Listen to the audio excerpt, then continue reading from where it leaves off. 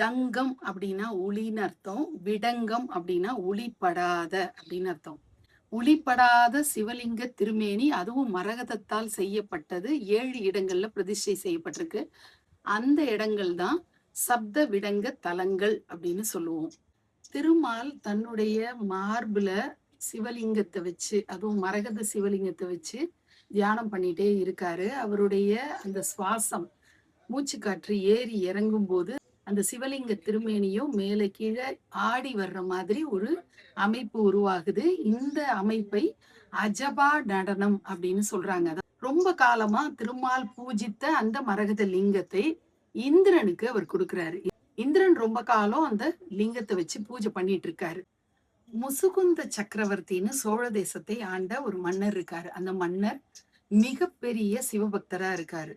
அவருடைய பூர்வ ஜென்மத்துல அவர் ஒரு வானரமா பிறந்து வில்வ இலைகளை அறிந்தோ அறியாமலோ அவர் சிவ திருமேனியில போட்டுட்டே வந்ததுனால அவருக்கு மிகப்பெரிய சக்கரவர்த்தி ஆகக்கூடிய ஒரு பாக்கியம் கிடைக்குது. தனக்கு எந்த விதத்திலையும் கர்வம் வந்துடக்கூடாதுங்கிறதுக்காக முகம் மட்டும் வானர முகமே இருக்கணும் அப்படின்னு அவர் சிவபெருமான வேண்டி கேட்டுக்கிறாரு. முசுகுந்த சக்கரவர்த்தியா பிறப்பெடுத்து அவர் சோழ தேசத்தை நல்லா அழகா ஆட்சி பண்ணிட்டு இருக்காரு.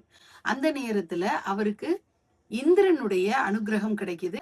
உனக்கு வேணுங்கிற வரத்தை நான் கொடுக்குறேன் அப்படின்னு இந்திரன் சொல்லும் போது, நீங்க வழிபாடு செய்துட்டு வந்த திருமால் உங்களுக்கு கொடுத்த அந்த சிவ திருமேனி, அந்த மரகதலிங்கம் எனக்கு வேணும் அப்படின்னு ஆசைப்படுறாரு.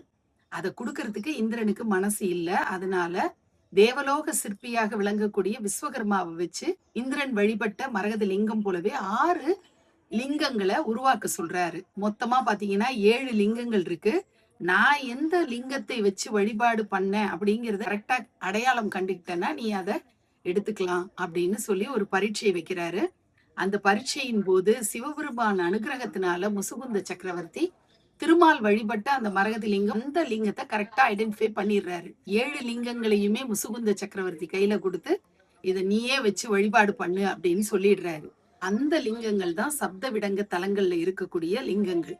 ஒவ்வொரு இடத்துலயும் ஒவ்வொரு விதமான நடனம், அன்னம் போல நடனம், கோழி மாதிரி நடனம், அப்புறம் கடல் அலை மாதிரி நடனம் அப்படின்னு 7 விதமான நடனங்கள் அந்தந்த இடங்கள்ல சிவபெருமான் புரிகிறதா ஐதீகம். சப்த விடங்க ஸ்தலங்கள் 7க்கும் போகக்கூடிய ஒரு பெரும் பாக்கியத்தை சிவபெருமான் அருளி செய்திருக்காரு. அந்த தலங்களுடைய பதிவுகளை தொடர்ந்து நான் ஆன்மீகலை சேனல் யூடியூப் சேனல்லையும், மாயா டிராவல் வைப்ஸ் அப்படிங்கிற இன்ஸ்டாகிராம் ஐடியிலையும் தொடர்ந்து கொடுப்பேன், பாருங்க.